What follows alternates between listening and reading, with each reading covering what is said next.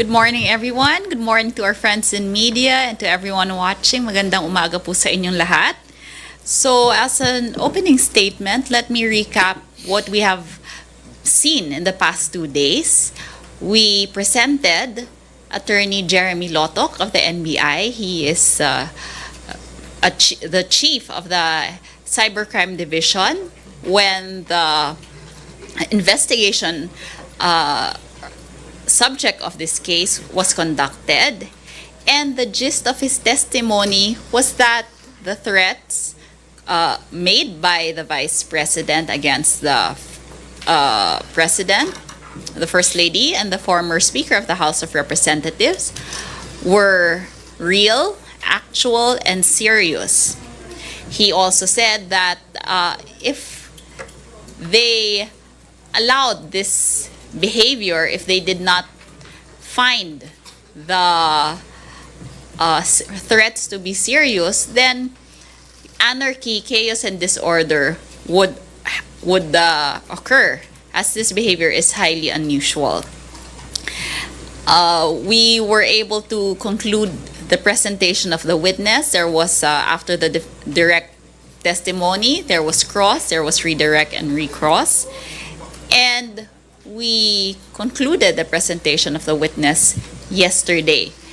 He also answered questions by the senator judges, but in essence, and as earlier stated, he reiterated that the threats were actual, serious, and real. Also, yesterday, counsel for the panel of the prosecution, Attorney Lorna Patacopunan, manifested that we will no longer be presenting Attorney Zulaika Lopez and Captain Belinda Bello as witnesses for the prosecution in relation to Article 4 or the grave threats article. This is because their testimonies would merely be corroborative, meaning dadagdagan lang naman nila yung testimonya ng ating dalawang witnesses na si Agent John Mark Calilong at si Attorney Jeremy Lotok. In the words of Attorney Kapunan, their testimonies would be unnecessary, redundant, and a mere surplusage. So, we have for later the oral arguments regarding the BIR box, and we will hear the sides, the two sides, and we were given 15 minutes each to present our case and 10 minutes for rebuttal. And of course, time was given also to the senator judges for their questions. So and I hope that everyone will watch the proceedings later and in the coming weeks. Thank you very much. All right. We're now ready to answer your questions. Rosalie, do the honors. Good morning, ma'am, and good morning, sirs. Ano po ba ang relevance ng process na isasagwa po mamaya sa oral arguments po sa request na isapina yun pong bank records and tax records of the Vice President, given that pang-fourth naman po itong article na ito sa presentation niyo po? Well, first, you'd remember that we first filed the request for the issuance of subpoena for these documents. And then the parties were directed to submit the respective memoranda. No? So doon ho tinatalakay kung ano yung mga kanya-kanyang legal arguments and positions namin dito. At minabuti na din ng impeachment court na iset din ito for all our arguments. No? And I think magiging purpose nito mainly is, aside from hearing the parties articulate their arguments in support of their position, gusto din nilang magkaroon ng pagkakataon yung mga senator judges na matanong ng diretso yung mga parties ukol sa bagay na to. Ngayon, that's a good question. Bakit natin pinag-uusapan na ito, kung itong mga dokumentong ito ay relevant pa with respect to the unexplained wealth na based on the order of presentation of evidence, pinakahuli pa naman yan. Pero minabuti na ho kasi namin na mas maaga humingi na ng subpoena para sa documents na to para ho masigurado nating hindi makapag-cause ng delay yung usapin ho dito, no? Because we already anticipated it. Again, they will probably try to block it, which is exactly what they're trying to do now. Kaya we already asked for their issuance in advance para tuloy-tuloy na ho yung pagpresenta namin ng ebidensya pag nandun na tayo sa unexplained wealth.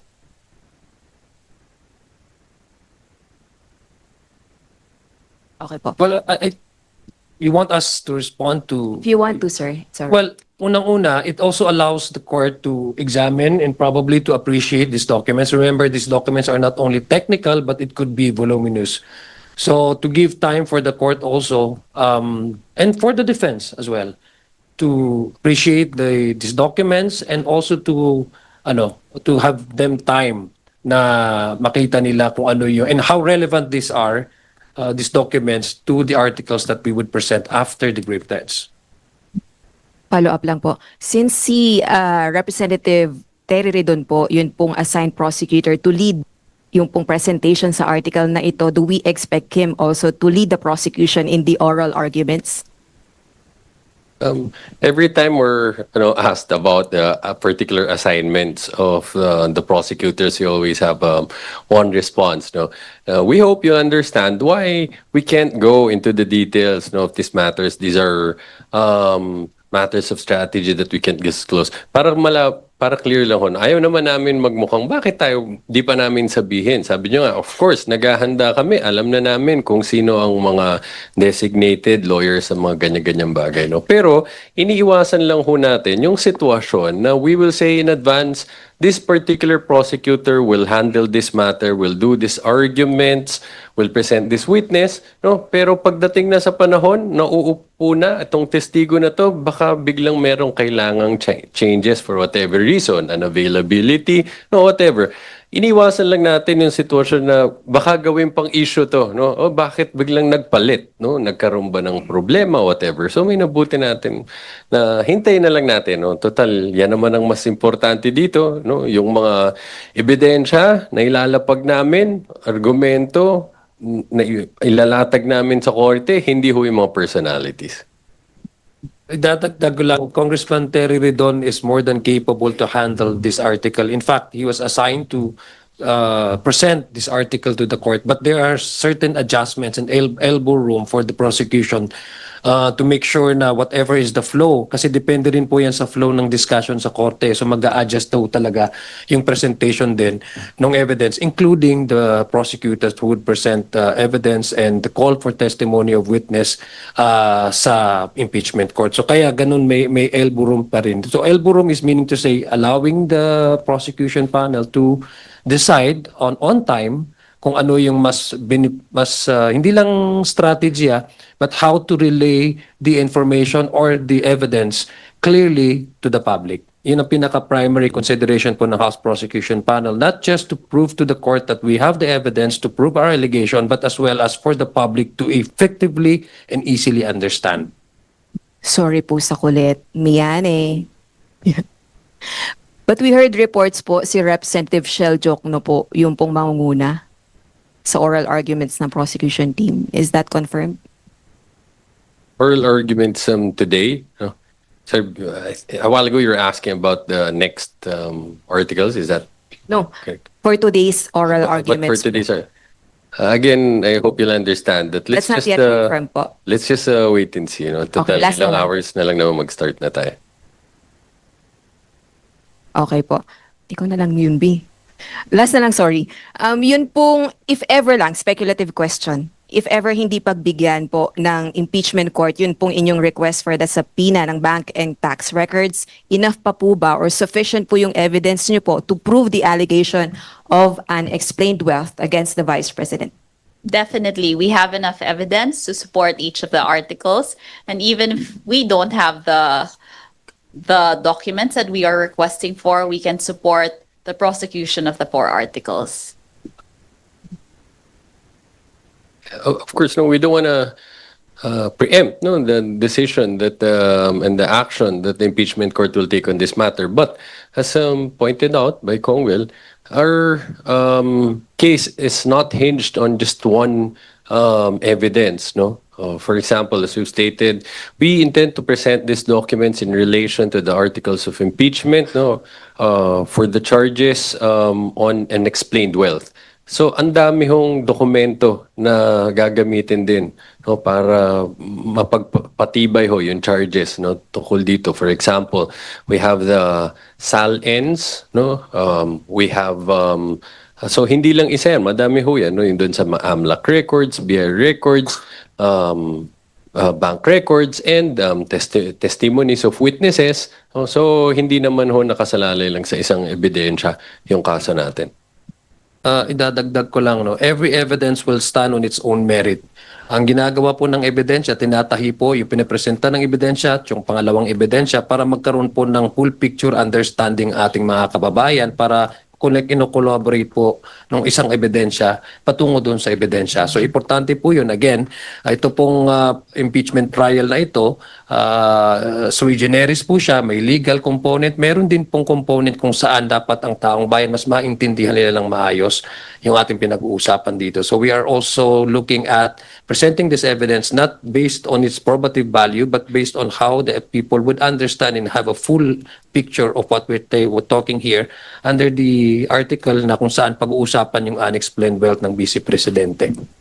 Sir, very quick clarification lang. Mamaya po ba, dalawa yung motion na lalatagan doon sa oral arguments, hiwalay po yung tax records, hiwalay din yung AMLAC and bank records. Paki-clarify lang, sir. Yes, that's correct. No? But as to how they'll go about it dun sa oral arguments, no? Because I think we were given 15 minutes, no, to present our side, and mukhang kasama na yun, no, yung two issues. No? Kailangan matapos na within 15 minutes.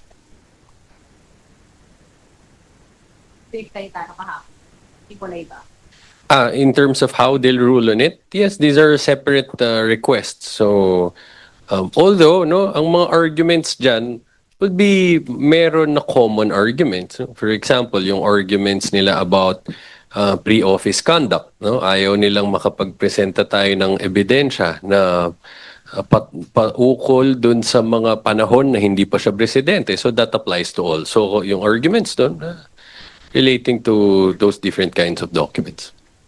Sorry, sir. Just to follow up on Ate Rose's question. Bale, sabi ninyo kanina, if ever hindi payagan ng impeachment court itong inyong motion, ay meron pang mga ibang evidence that can support this alleged unexplained wealth article. Kasi I understand dun sa hearing ng House, ang crucial was the AMLC report. Can you expound lang kung how will you prove this just based on SAL and PUBA? Can I take it first muna na? Unang-una siguro, we're getting ahead of ourselves. No? Why are we already speculating that it won't be granted? No? Because ang position namin dito, napakalinaw, of course, no? We respect, no, the authority of the impeachment court to rule on this matter. No? Ang constitution, sa kanila yung binigayan. But just the same, ang position namin, we don't see any reason why we should not allow, no, the introduction of these documents, no, in these impeachment proceedings. After all, purpose nito impeachment proceedings nito, no, is to exact accountability. No? Yan ang hinihingi din ng mga tao. Bakit hindi natin tignan lahat ng mga ebidensya na makakapagpakita kung ano ba ang katotohanan? No? Kung makakabuti ito or hindi makakabuti sa magkabilang panig o kanino man, at the end of the day, makikita talaga yan kapag binuksan natin. So, hayaan natin, no? Wag nating, pangunahan, at wag nating katakutan yung paglatag ng ebidensya. Kung merong kakatakutan, siguro yung paghadlang sa ebidensya. Ano? Ako ang in connection to that, no, ito'y isa doon sa panawagan halimbawa at pagrerespeto din in a way you can say it doon sa mandato po ng Senado to try and decide ang impeachment case. Dahil unang-una mabibigyan ho para sa amin itong pagpresenta itong mga ebidensya na to, maibibigyan po ng lahat ng anggulo ang impeachment court na mag-decide sa kanilang judgment, mag-arrive into judgment with all the complete evidence and the whole picture in order for them to appreciate and eventually to arrive into impartial and sound judgment. So ito'y makakatulong din po sa mag-exercise ng impeachment court ng kanilang mandato bilang hukom, no? Mas maganda po para sa amin yung isang trial ay accessible ang lahat ng mga relevant na dokumento, testimonya at witnesses para ang korte ay mabigyan ng whole picture o lahat ng kinakailangan na dokumento para sa kanilang para ma-exercise sila kanilang trabaho at mag-render din ng mas magandang at mas na appropriate at proper na resolution or judgment pagdating sa punto na ito'y matatapos na. Okay, Tina, your turn.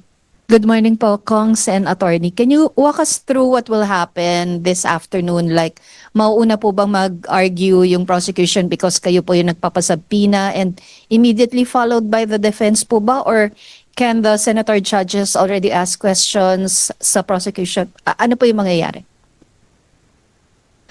So it seems like we'll be given the first opportunity to articulate our arguments in support of our request for issuance of subpoena. So we'll be given 15 minutes to do that. That will be followed by the respondent's turn to discuss their counter arguments, no? Tapos merong rebuttals.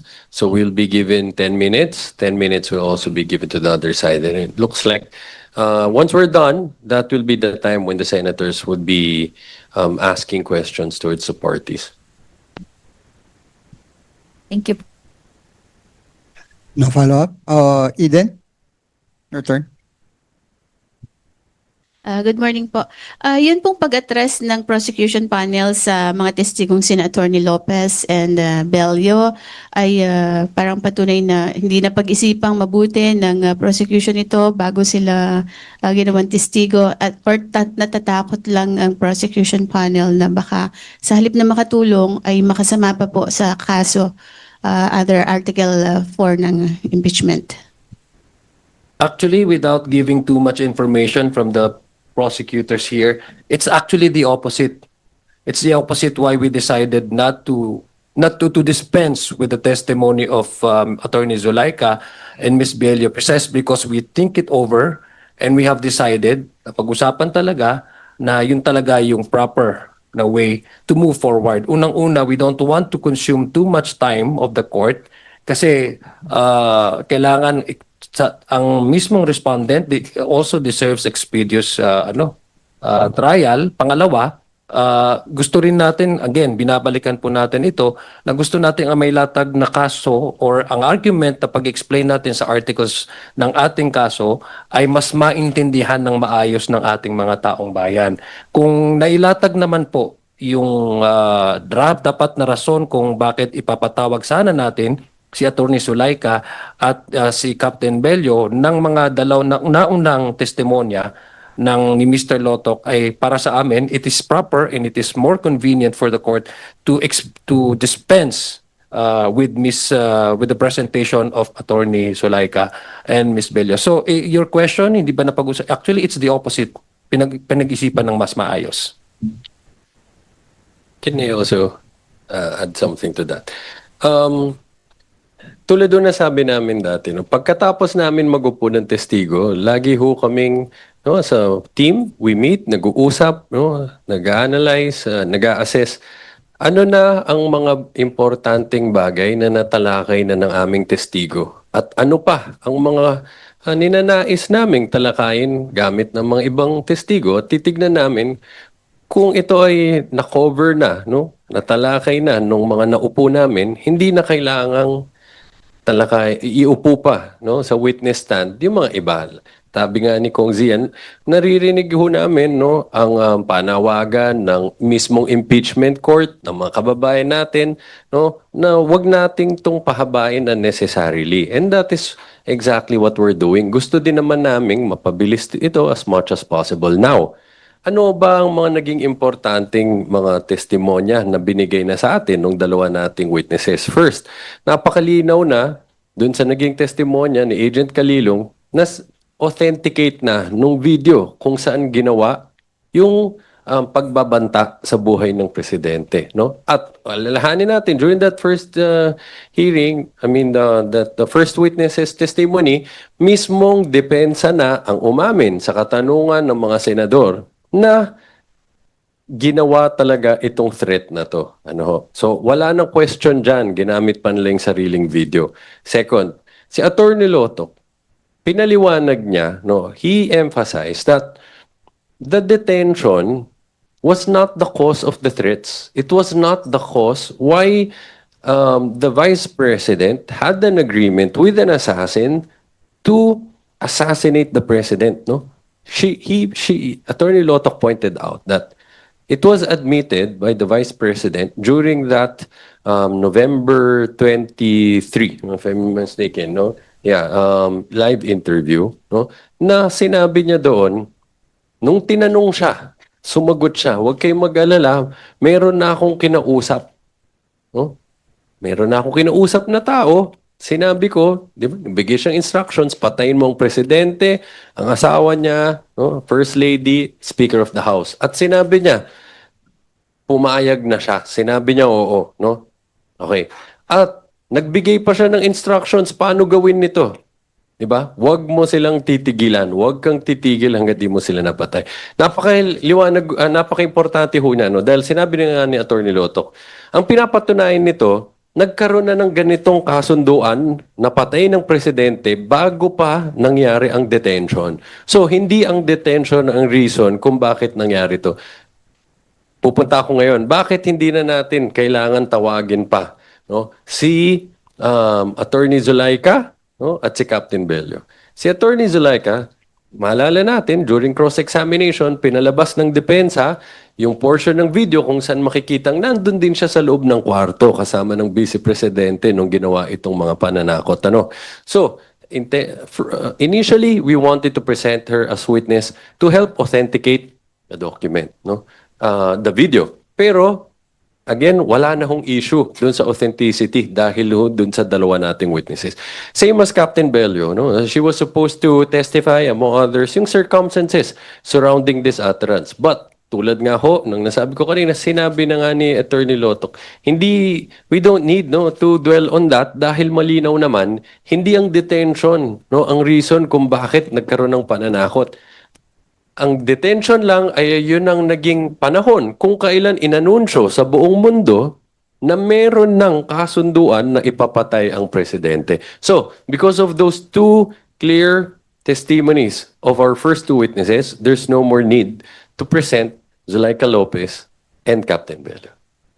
If I may add, every day po after trial here, the whole prosecution team meets to discuss the witnesses for that day. Ginagawa po namin to araw-araw to see if there will be some change in the strategy, to see if we can limit the number of witnesses para po hindi mapagod ang ating senator judges, ang ating lawyers on both sides, at ating publiko na nanonood sa atin. So if we can limit the number of witnesses, dahil po nasabi na ng ating mga witnesses, ang kailangan nilang sabihin at ang gusto nating marinig, then we will limit the number of witnesses. And this is what we did. This is what we did. Siguro po, to add, no, it is the purpose for the presentation of Attorney Lopez was to indeed to authenticate. And it is not only because our first two witnesses, or the first witness authenticated the video, and our second witness explained the whole process of the investigation of the NBI, that we are removing Attorney Lopez as a witness, but it is because the defense themselves used the video that we presented. In short, sila po mismo tanggap nila na authentic ang ating video. Tanggap nila na sinabi ng Vice Presidente ang mga statements niya. It is just a matter of defense kung ano yung represent nila, no? In relation to the words stated by the by the Vice President. Remember nung nag-closing argument ang kanilang abogado, si Attorney Binluan, sinabi nga niya na, well, she said these statements because she was a mother, daughter, you know, all of that. And she was responding to threats. But in essence, they, the defense, are admitting that she made the statements, and these statements are threats. Idadagdag ko lang, Eden, no? Practicality of the whole situation that we're in right now, no? Moving forward to the next presentation of the witness. Kasi kung lahat naman po tayo nanonood ng impeachment trial ng isang ibang nakaraang araw na ito, minsan ho, yung adjustment na ginagawa ng prosecution ay depende doon sa actual na development ng trial. Ibig sabihin, kung si Attorney Lotok, na-explain na nga po ni Attorney Jay at saka ni Kong Bell na nasabi na niya ito. Nasabi na ni Attorney Lotok, so hindi na kailangan pa yung mismong tao na mag-testify na yes, nandoon ako kasi na-verify na yon from both the prosecution and the defense. So, I guess, again, ang decision ay minsan ay base po doon sa aktual na pangyayari sa trial. So ang nangyari ng actual na pangyayari at narinig natin kay Attorney Lotok ay nandoon nga si Attorney Zulaika Lopez, si Attorney Bello, ang i-testify naman ni Attorney Bello ay yung pagta-transfer from the house detention facility doon sa saan yung facility correctional, no? Sa may Mandaluyong, and that would be her possible testimony. So kumbaga parang na-lay down na yon, na-accept na yon at na-establish na yon as a fact. So there's no need to, again, call on these two individuals in order for the public to know and determine na nandun nga sila sa facility na. It would be redundant and also for the practicality of time para to make use effectively the time that we are allotted by the court in so far as presentation of the Article 4 is concerned. Attorney, nabanggit niyo po na at nagbigay pa siya ng instruction paano gagawin ito, yung pagpatay ho, no, regarding dun sa taong kinausap niya. Huwag mong titigilan hanggat di mo sila napatay. So kinukonfirma niyo rin po ba na may banta sa buhay ng Vice Presidente? Kasi mangyayari lang po yung binanggit niyong pagpatay sa tatlo kung siya ay napatay na. Definitely not. No? Una, paulit-ulit din ho itong na talakay dun sa mga nakaraan na mga pagdinig, no? Na hanggang ngayon, maliwanag, wala hong kahit na anong ebidensya na sumusuporta dito na meron pagtatangka o pagbabanta sa buhay ng presidente. No? Ulitin natin, maganda ho yung na-point out ng ibang mga senator judges dito, no? Dahil na-raise during that interview yung Romanov, no? Na mukhang yan yung sinasabing konteksto ng pagbabanta sa vice presidente. Pero na-point out ho yung kahapon na itong usapin na Romanov na to, unang-una ho itong nabanggit ni Mayor Baste Duterte at ang konteksto ho nun ng pagkakasabi niya ay pagbabanta sa first family, no? Na-point out nga ho sa mga senator, no? Ang sinabi doon, bago kayo matulog ngayong gabi, alalahanin nyo yung nangyari sa mga Romanov. No, yan ho yan, hindi ho sila natanggal because of peaceful political uprising. They were assassinated, no? They were executed. So maliwanag, itong Romanov na to, pananakot ho to, no? Sa buhay ng first family. So, yung tinatanong yung inaamin ba ng prosecution na meron far from it, no? Dahil walang kahit na anong ebidensya. And importante din, balikan natin yung sinabi ni Attorney Lotok dyan, no? Sinubukan nilang mag-imbestiga paukol dito. Inimbitahan nila ng ilang beses ang Vice Presidente pero hindi ho tumugon sa paanyaya. Kaya hindi sila nagkaroon ng oportunidad, no? Na mas magkaroon pa ng mas malalim pang investigasyon dito. Idadagdag ko lang, no? First of all, hindi po pwedeng i-dismiss kung ano man yung mga reports of grave threats.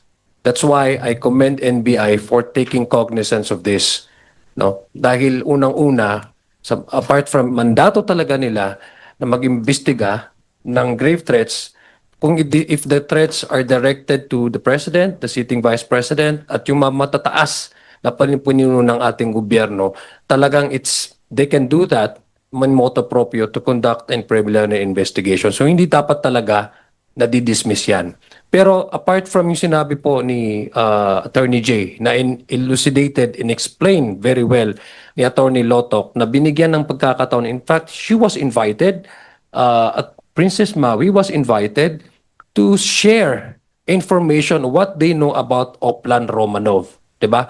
Pero unfortunately for 2 consecutive subpoenas or an invitation by the NBI, there's an unwillingness on the part of the Vice President and Miss Princess Maui not to share this very important information on the basis that she was very busy or she was busy with some office matters. Ang ordinary po na tao magtatanong, if we're talking about life and death situation, especially if there's an attempt to wipe out your family, would it be that the topmost priority of everybody na dapat if you have that opportunity for the investigative agency to delve into this matter, you will grab it. You will set aside all the matters that you are doing, all things that you are doing, precisely because it's a life and death situation. It does not only concern you, it also concerns the safety of your family. So bakit ordinary people would ask, bakit hindi pumunta? So ang nangyayari ngayon, and still, ang sinabi po ng NBI, this is still a case built up. May case built up pa. It doesn't even reach the stage where there's really that filing, no?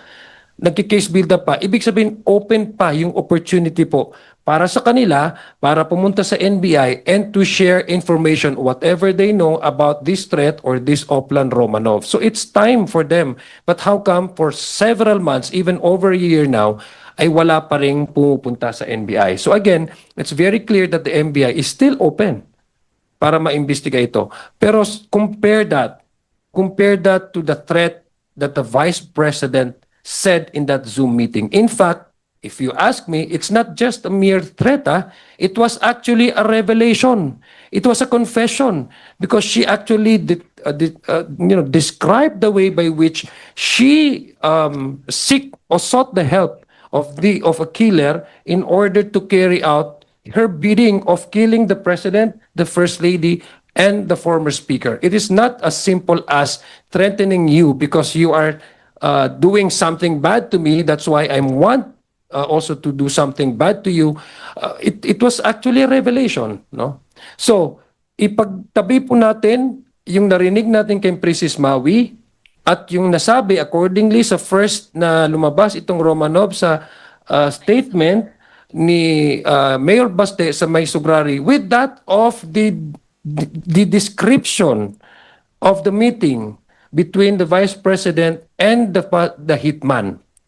Magkaiba po yun, no? Kaya nga po, and this does not reflect the position of the House Prosecution Panel, but I think this is if they cannot supply an intelligent or information to the NBI to have a basis to carry on with their investigation regarding this Oplan Romanov, I think, and I'm sorry, this is, for me, is a manufactured scenario. Right, Dwight, your turn. Hello po, good afternoon, sirs, ma'am. I would like to ask po sana for you to take us behind the scenes a bit. How spontaneous was the decision to drop Zuleika Lopez from the witness list? Did that happen lang ba talaga during the, when you ask for a 5-minute, ang tawag dun, parang 5-minute break or huddle? Or was it floated ba at least a day before in one of in your conversations? Sino yung nag-float nitong idea na ay wag na nating isaalang si Zuleika Lopez? Whatever you can disclose lang. Yes, of course. Every day po, pag nag-uusap kami, pinag-uusapan namin kung present pa ba natin ito, yung susunod. Hindi lang naman to kay Zuleika Lopez at kay Captain Bel Bello. After all, we are already prepared to present these witnesses. We've been preparing for many months now, and we have our draft question and answers or questions, and we already have in our heads kung ano sana yung flow, no?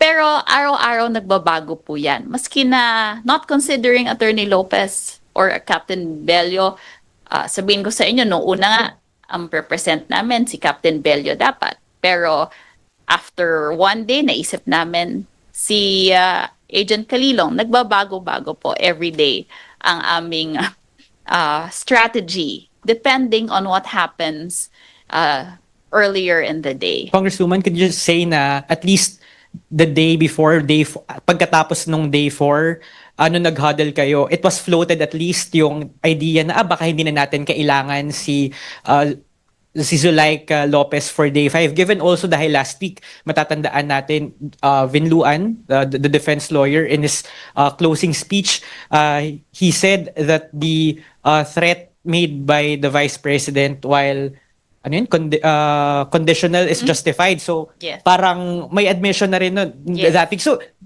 may yun bang mga ganong statements trigger na yun to at least discuss it a day prior to have it Yes. floated? So, it was discussed at least. Indeed, we discussed it the day before, we discussed it earlier. And again, hindi lang po ito para kay Zulaika, even for Captain Belbelio, who's our witness from Congress. So sila pong lahat to, pinag-uusapan namin every day yung ating list of witnesses or who will be presented the following day and the list of witnesses for the coming days. But Congresswoman, it doesn't stop naman the prosecution from asking the court to compel Zulaika to attend in the future, given that she is listed primarily as a witness in the first article of impeachment, which is confidential funds. Yes, of course, we can still present her in the succeeding articles should the prosecution see that there is a need to present her. And on another topic po, yung memo, the prosecution and the defense have both filed their memos to the impeachment court. I would assume that the defense also gave you a copy of their memo. Have you read it? Of course, I would assume that you've read it, but what is your appreciation of that memo by the defense? And siguro kahit in broad strokes lang, dahil I know naman that you cannot discuss necessarily the merits of the case, because the main argument of the defense there is that the prosecution or the impeachment court cannot obtain documents that were produced prior to her vice presidency. Ayun lang po. Thinking how to respond to this safely, no? Because as you know, this will exactly be the subject of the oral arguments to be had this afternoon. And I promise you, once that's done, we can discuss this at length. No? But so in broad strokes, what you could say, consistent with what already stated in our articles of impeachment, no, her act of failing to properly and accurately and fully disclose in her sal ends her total assets and net worth, no, during her entire incumbency as a public official, no, not just when she became a vice president. These are all impeachable offenses. This is anchored in the Constitution, which does not place any temporal limitation, meaning there's no limitation as to time. No, you won't see that in the Constitution that states that impeachable offenses are limited to those done while you're in office. Diba? And at the end of the day, we're talking about fitness of a public official, the highest public officials, to remain in office. So I hope that will be enough for now. But I promise you, after this, when you get a chance to talk about it again, we can elaborate and discuss it at length. Maybe a quick soundbite Yeah. from spokesman Adyong because it's not covered by the subjudice. And Quick this, soundbite. Yeah, and this does not reflect the position of the House prosecution. I'm speaking not just the House trial prosecutor. I'm also I also watch the proceedings, and ako po ay isang Pilipino rin at gusto ko rin pong malaman ang katotohanan. There would be no point of proving the allegation under the articles if you don't have a point of reference. No, if your only contention is the current financial record, you cannot derive into conclusion that there's really that unexplained wealth if you don't have if you don't start, for example, providing evidence throughout the years kung saan nag-umpisa yung accumulation of wealth. So there has to be a point of reference, no? Whether anong year ba yan, anong taon na ba yan, it does not matter, no? Ang point is that you have, it's not that this does not matter, but it has to be certain point where you can actually prove to the court at malaman ng taong bayan na mayroong time, mayroong oras, may panahon kung paano ito nakuha yung yaman na ito. Kasi hindi mo mapoprove yan sa korte at hindi rin ma-appreciate halimbawa ng ating taong bayan na meron talagang allegation of hidden wealth kung ang titingnan mo lang ay isang punto lang ng kanyang salin. So you really have to go back to a point where you would prove to the court and to the people na meron talagang allegation, meron talagang unexplained wealth. So again, I'm responding to your question now, not just an House trial spokes or one of the House trial spokes, but also as a Filipino who really want to know the truth. Hindi ba ang taong bayan karapatan nilang malaman base doon sa artikulo ng unexplained wealth kung saan nag-umpisa at paano nasabi ng prosecution na meron unexplained wealth kung walang point na oras kung saan tayo magsisimula. Maraming salamat. Dadagdagan ko lang last Dwight, no? Ang posisyon namin dito clear from our stated in the articles of impeachment. Ang pagkamkam ng hindi mapaliwanag na yaman, hindi ginawa sa iisang araw lamang. Dito magmula nung simulang araw na umupo bilang Vice Presidente. So kailangan natin tuntunin kailan nagsimula to at nagpatuloy itong pagtatago nito hanggang umabot sa punto na siya ay Vice Presidente na. And the mere fact that we're talking not just of hidden unexplained wealth, but it is an accumulated wealth throughout the years. So you really have to stop somewhere. Right, Joy, your question? Buenos dias po.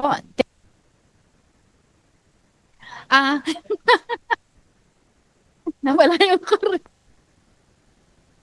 regards dun sa BIR box, BP Sara exercise her executive immunity or claim her executive privilege to withhold the important documents on that BIR box.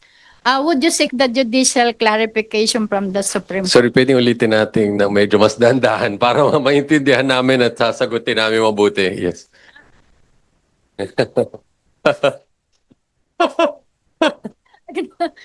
Kasi po, nagkatuwaan po kami kahapon ng iba-ibang language. May Bisaya, may Koreana. Ayun, tanong na. Sir, yung sa BIR box po, how do you draw the line? If Vice President Sara is her executive immunity on pinning the BIR box, yung ano po, kasi meron pong National Internal Revenue Code dyan, would you seek the judicial clarification from the Supreme Court? First of all, there's no such thing as executive immunity, especially in relation to the disclosure of this BIR filings. Ano. So, sunod, kung ang tinatanong niyo, do we need to go to the courts to have this opened? Hindi yun. Ang tamang venue to tackle this matter is the impeachment court. Ito na ho yun. Kaya dito ho namin sinumite ang aming request na compel yung home presentation and submission itong documents na to. Dadagdagan ko lang yung sinabi ni Attorney G. Remember po nung tayo ay nasa Kongreso pa at pinag-usapan na namin nila Kuya Congresswoman Bell itong box na to ng BIR, di ba? Nagkaroon po ng usap-usapan doon. That's why it was finally decided not to open the box but instead to present it to the impeachment court, no? Dahil unang-una, ang position po ng BIR dyan is that it is not covered by the exception, no? Nung confirmation hearing na yon. So the exception, one of the exception for the ITR, whatever is the content on whatever is inside that box is an impeachment trial. So nandito na po tayo sa punto kung saan masasabi po natin na exception itong ginagawa po nating paglilitis dahil nandun po klaro sa batas na sinasabi ng ating head ng BIR na that's the only venue where we can actually open the box and to appreciate the content of the box, which in this case, the ITRs of the Vice President. With regards naman po, sabi po nung defense panel, the evidence is assassin. If no assassin has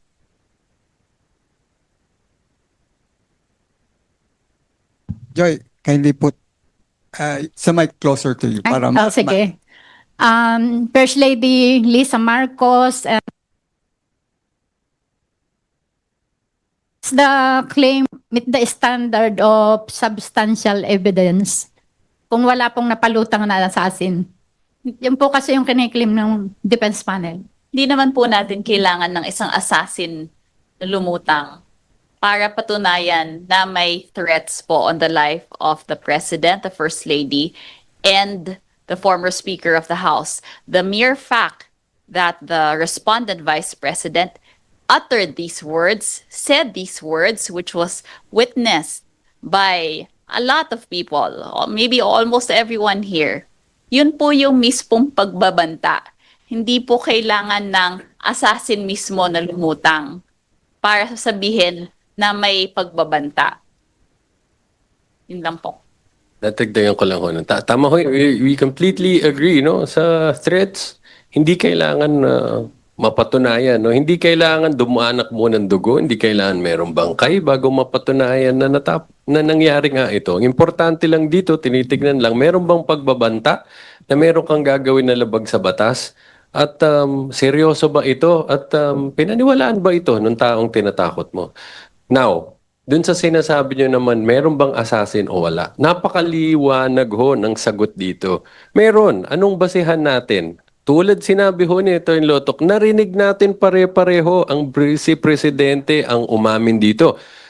Explanation ni Atty. Lotok, this is what you call admission against interest. Sa rules on evidence natin, yan hong isa sa mga pinakamatibay, no, na klase ng ebidensya, no? Dahil ho dito nanggaling na mismo dun sa tao. Ang reason ho dyan, bakit napakatibay niyang ebidensya? Dahil ang isang reasonableng tao, hindi siya magsasabi, magbibigkas ng isang bagay na ikakasama niya. Kaya under rules of evidence, no, these are treated as proof of truth of those statements. So, meron ba? Meron. Meron bang assassin? Meron. Anong ebidensya natin dyan? Mismong admission against interest ho ng Vice Presidente. At hindi lang ho yan minsang sinabi. Alalahanin natin, nagkaroon siya ng oportunidad na klaruhin ang sinabi niya. 3 days after, no? Bawiin yung sinabi, sabihin na dala lang ng bugso ng damdamin, no? Pero 3 days after, mas kalmado na siya. No? So it can't be said that it's just a spur of the moment thing. Pero ano hong ginawa niya? Hindi niya binawi. Kinonfirm niya. She doubled down and tried to justify what she did by saying, revenge from the grave is not a criminal act. So, meron bang assassin? Ay, napakaliwanag o meron. Alam niyo po, sa amin sa prosecution, 100% nag-agree kami kay VP Sara. Ang hindi nag-agree sa kanya ang kanyang depensa. Kaya nung sinabi niya na may assassin, paniwalang-paniwala po kami. Ang depensa, ayaw po nila maniwala. But again, ito mga abogado po yung mga kasamahan ko dito. No? Kung sa regular criminal proceeding, kailangan talaga, kasi ang kinakailangan may mapapresenta mo is ma-prove mo beyond reasonable doubt. No? Dito po sa impeachment trial na ito, ang tinetest po natin is yung conduct, yung pananalita, yung galaw, yung pag-iisip, yung restraint, no? That despite political pressure, meron kang restraint ang isang halal na opisyal na hindi magsabi, gumawa o umutos ng anumang bagay na labag sa Constitution. Ito po yung pinag-uusapan natin dito, yung culpable violation of the Constitution, yung betrayal of public trust. These are constitutional standards imposed upon elective officials. At pag yun po ay nalabag, at saka na-establish naman po ng prosecution sa korte at sa ating taong bayan at mismo ang Vice Presidente po ang nagsabi na meron po siyang nakausap para ipapatay ang Presidente, ipapatay ang unang ginang, ipapatay ang former Speaker. Yun lang ho, no? Yung utterances, yung mismong pagsabi at pag-usap, pagkontrata sa isang assassin ay labag na po yan sa constitutional standard na sinet para po sa mga halal na mga opisyal. At in this case, dahil si VP Sara Duterte ay ang kanyang ino-occupy ay impeachable office at impeachable officer siya, talagang ang batayan ng Constitution ay naaayon doon sa standard na dinidemand ng Constitution sa mga halal na katulad po niya na impeachable officer. Ibalik po natin lagi sa impeachable offenses na ito ay isang impeachment case, hindi po to isang criminal case. Kaya po, huwag natin hanapin ang mga elemento ng isang krimen.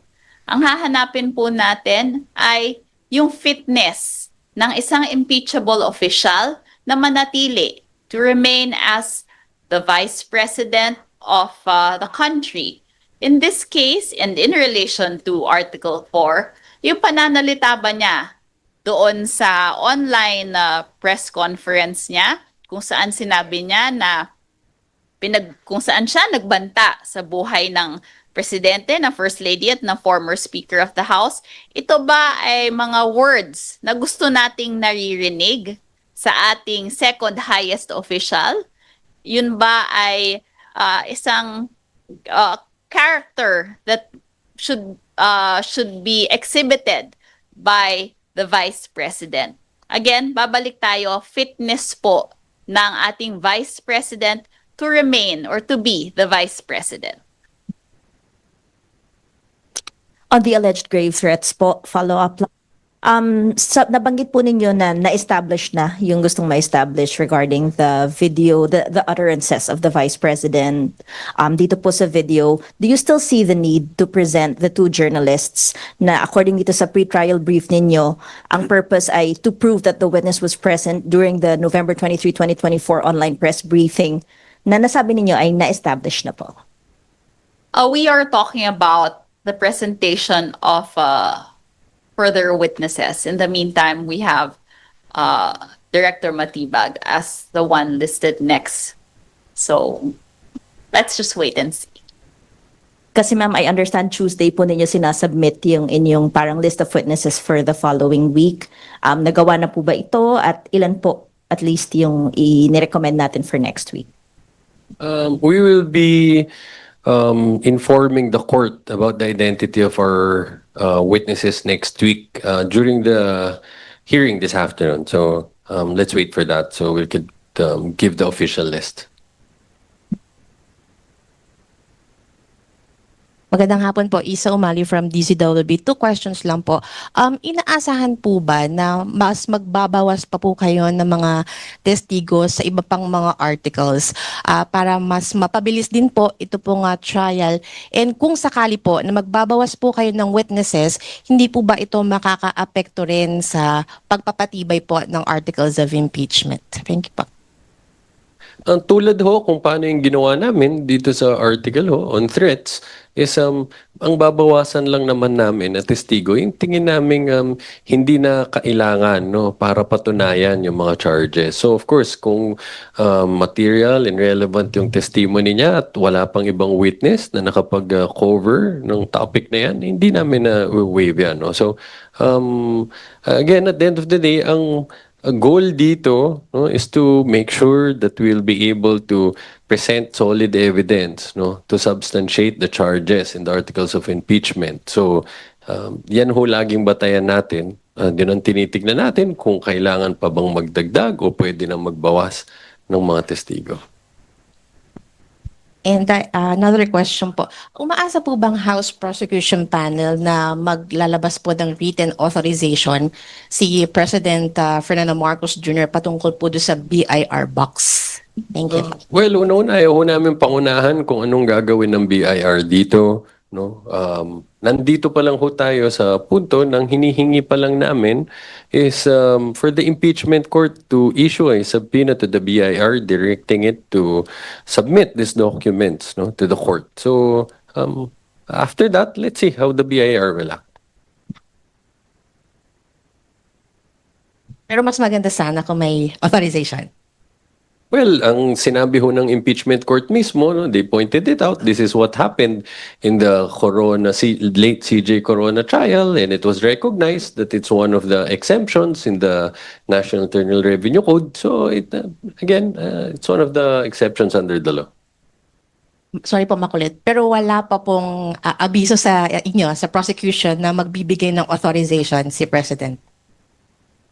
Wala ho kaming ganong communication, no? Basta ang importante sa amin, again, let's take it one step at a time. Nandito pa lang naman tayo dun sa request ng subpoena, no? And afterwards, hintayin ho natin kung ano magiging hakbang ng BIR.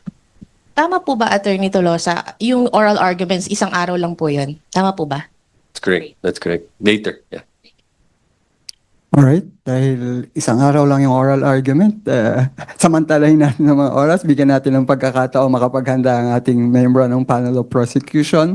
Salamat po sa inyong mga katanungan. Muli, salamat kay Lanao del Sur First District Representative C. Alonta Jong, Representative Isabel Mayor Zamora of San Juan, and of course, Attorney Benjamin Tolosa Jr.